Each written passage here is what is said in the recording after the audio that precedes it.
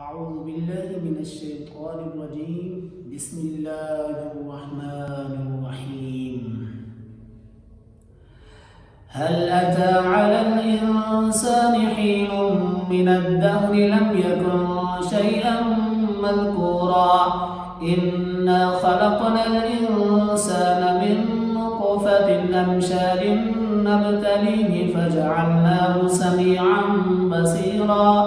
إنا هديناه السبيل إما شاكرا وإما كفورا إنا أعتدنا للكافرين سلاسل وأغلالا وسعيرا إن الأبرار يشربون من كأس كان مزاجها كافورا عينا يشرب بها عباد الله يفجرونها تفجيرا يوفون بالنذر ويخافون يوما كان شره مستطيرا ويطعمون الطعام على حبه مسكينا ويتيما وأسيرا إنما نطعمكم لوجه الله لا نريد منكم جزاء ولا شكورا إنا نخاف من ربنا يوما عبوسا قمطريرا فوقاهم الله شر ذلك اليوم ولقاهم نضرة وسرورا وجزاهم بما صبروا جنة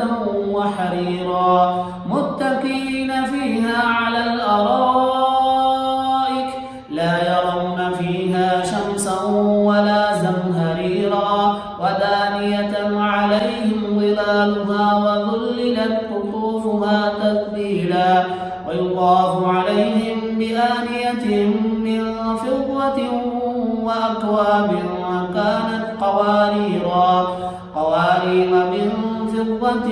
قدروها تقديرا ويسقون فيها كأسا كان مزاجها زنجبيلا عينا فيها تسمى سلسبيلا ويطوف عليهم ولدان مخلدون إذا رأيتهم حسبتهم لؤلؤا منثورا وإذا رأيت ثم رأيت نعيما وملكا كبيرا عاليهم ثياب سندس خضر واستبرق وحلوا أسامر من فضة وسقاهم ربهم شرابا طهورا إن هذا كان لكم جزاء وكان سعيكم مشكورا إنا نحن نزلنا عليك القرآن تنزيلا فاصبر لحكم ربك ولا تطع منهم آثما أو كفورا واذكر اسم ربك بكرة وأصيلا ومن الليل فاسجد له وسبحه ليلا طويلا إن هؤلاء يحبون العاجلة ويذرون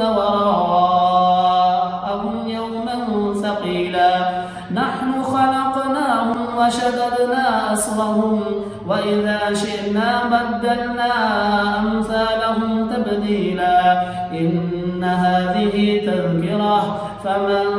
شاء اتخذ إلى ربه سبيلا وما تشاءون إلا أن يشاء الله إن الله كان عليما حكيما يدخل من